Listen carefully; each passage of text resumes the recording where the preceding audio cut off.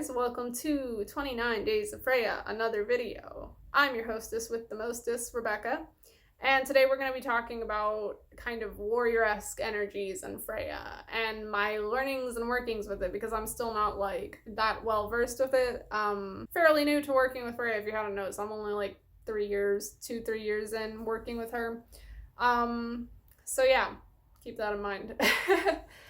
So Freya has this kind of warrior connection and is said to be a warrior goddess because of her, well, number one, her workings with Odin, in the fact that, like, picking the battle or the slain from battles, the people that have died from battles, she has, like, her and Odin have this thing where she has first pick of who is slain, and then these warriors go to her battle hall in the afterlife. Well, not her battle hall, but like they go to her hall in the afterlife, and that is where they remain for the rest of their days. They like hang out, drink, party, do all these amazing things. And so in a sense, she's almost like this in between of the light and the dark there. It's, to me, it's like this in between ground, almost like a summer ground, if you will.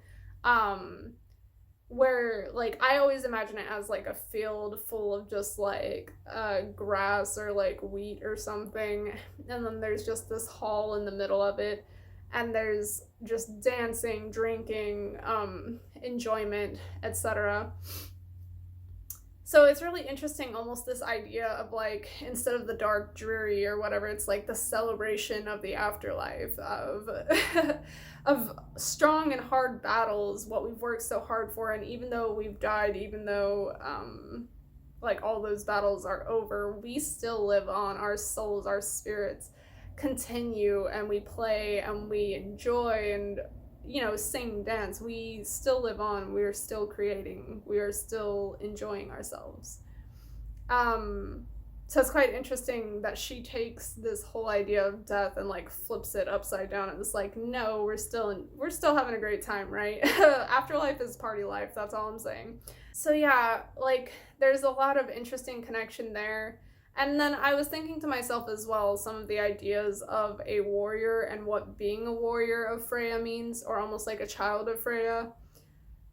And I did come up with a couple ideas of what being a warrior is, and I looked up some videos. I remember there's a video from Joey Morris I watched a while about being like a warrior with the Morgan, the goddess Morgan, and her idea of like, it was like the shield, like you are the shield, you are the protector, you are protecting someone, and that idea that the shield is almost sharper than the sword in some ways, which is very interesting, and I agree with that a lot.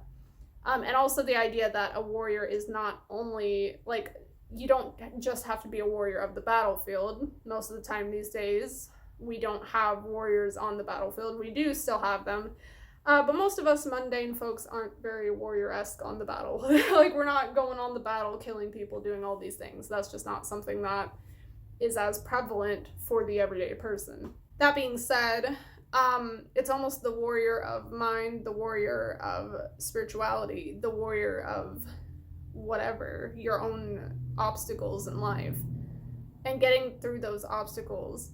And I often think, like, does this mean, does Freya's hall only take like battle warriors, or does she take the warriors that continue to fight no matter the obstacle? So for example, if someone's struggling and facing, I don't know, addiction all of their life, and towards the end of their life, after this long battle, they finally get off of their addiction, does she see this as a beauty in a sense, and has that first pick over this person, sees the beauty in what they've done? Honestly, I think so. I think she's a battle goddess of many kinds. I think she sees the beauty in a lot of different battles, not just like physical strength battles. And I think, in a sense, she respects those who keep fighting for what they want, because that's certainly what she's a goddess of. Continuing the fight, that survival aspect, that doing whatever it takes no matter what. And I'm going to steal something that Shani said in her video from Healing Elements talking about Scorpios, is that I may have gotten kicked off the horse 7 times, but I got back up 8, sort of thing. That style of like, not giving up. The warrior that doesn't give up. That's what I think a warrior is someone who doesn't give up, someone who keeps fighting. And I think that's one of the beautiful things about humans as well, is we keep getting up to fight again and again and again. The idea of a warrior is, I think, different for everyone.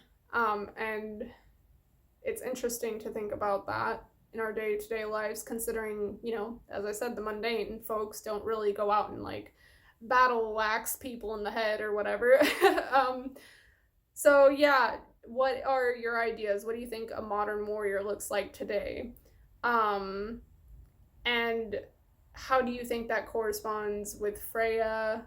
Do you work with the Freya war aspect at all, the battle aspect, whatever?